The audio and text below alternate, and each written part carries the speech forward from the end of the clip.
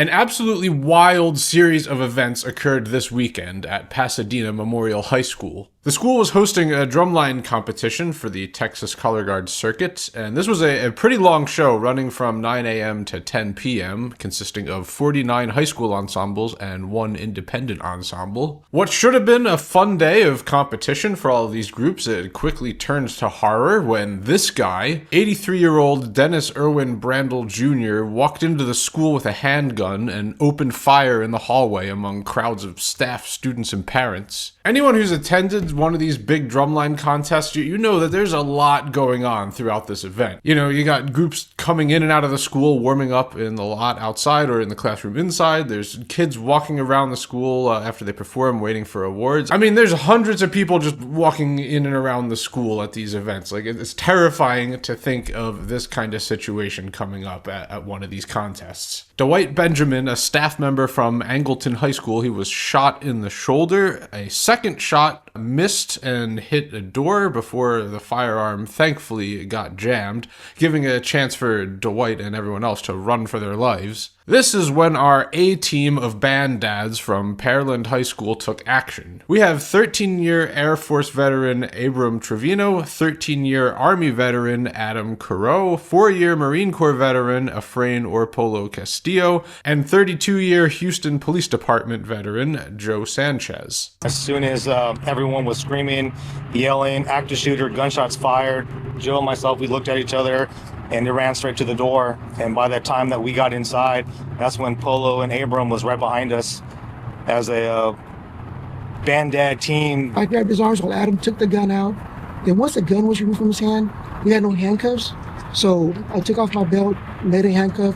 Joe was trying to secure his right arm while I had his left arm, and Abram was on his legs.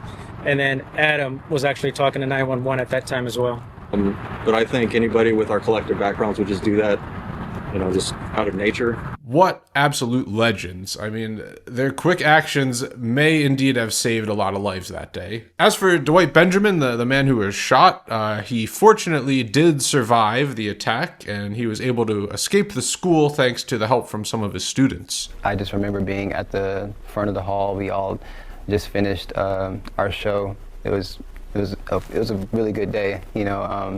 Our group got first place. We're all celebrating, and me and a couple of my friends were just at the front door, just talking, laughing. I didn't see him. I saw a person in the corner, just a figure, but I didn't see a gun pull out. None of us thought anything because it's just people. It's a band competition. Why would you think anything else? It's the last place you would think something like that would happen, but sure enough, it did. And like everybody's guards down, so you just think everyone is just either a family member, so I didn't see him do it, and all of a sudden it was just a big boom. It didn't process until like after about 3 seconds after I looked at everyone's faces, then we started running, and what was going through my head is, am I taking the right direction? Like, should I go behind this corridor? Should I go in this restroom? But no, he may corner me. I don't know if he has another bullet. Thankfully, he didn't, because his gun jammed, and he did try to fire more.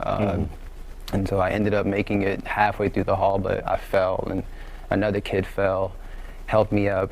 I don't remember the identity of this kid that helped me up, but when we got outside, a couple of Pasadena Memorial kids caught me out there, and I saw the bullet hole. That's when I really registered that I got shot, saw the blood on my hand, and I started losing feeling in my legs and hands, like they were tingling, because that's when the panic attack started happening. And I couldn't run anymore, and one of the kids picked me up. Like, he tried to pick me up. His name is Charlie, and carried me across the street, but he could only hold me for so long, so he ended up falling, and then another kid, these are all kids, by the way, these are all high school students, and she took me across the street behind a dumpster, and her name is Michaela, and Charlie ended up taking his shirt off and wrapped it around me. She tried to put pressure on it. I kept falling in and out of consciousness. She was like slapping me and asking me all kinds of questions.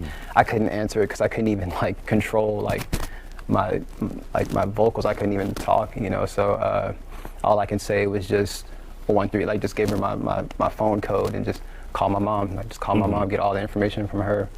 As for Brandel, there is no clear motive for the attack at this time. He drove about 50 minutes from his home in Spring, Texas to the Pasadena Memorial School. He told police that he was being chased by someone and feared that him and his wife were in danger of being killed, which makes no sense. Like, why did he shoot the place up if that was the case? Brandel had no connection to Dwight or anybody else at the show. There were also some reports saying that Brandel might have dementia, but he still had access to a firearm for some reason. I mean, there's just so many questions about this, and I'm just constantly looking at the news articles coming out for some of these answers. Like why did he drive almost an hour to this school that he had no connection with? And if he did have dementia, shouldn't he have like a caretaker or something looking after him? I don't know. Lots of questions being raised here. Brandel is being charged with aggravated assault with a deadly weapon and is currently being held in the Harris County Jail on an $80,000 bond. And to all the kids that were at this contest, I mean, that must have been such an awful thing to go through. I mean, I'm sure some of you are going to end up watching this video, and just know that I feel for you guys, man. I really do. Like, band, it's supposed to be like a safe space going to these contests, and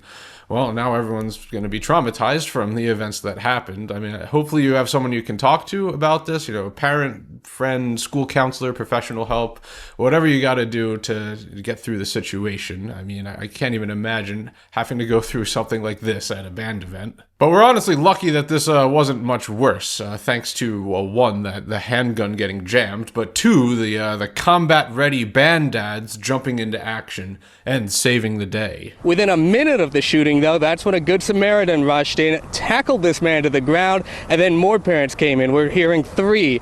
They were able to disarm him tonight, police commending them for their actions. I'd say it's a great job. Within 60 seconds, a suspect was disarmed, and they prevented further shooting by this suspect of the school or at the school. It was an amazing job. When you review the time, it's 60 seconds. It's unbelievable.